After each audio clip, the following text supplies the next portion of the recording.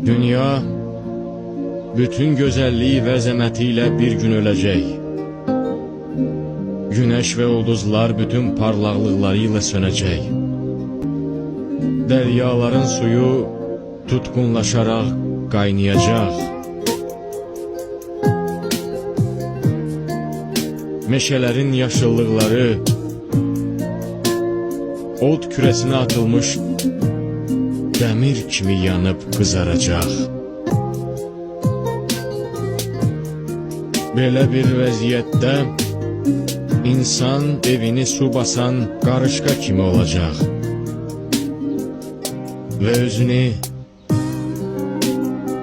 itirmiş halda o tərəf bu tərəfə qaçacaq.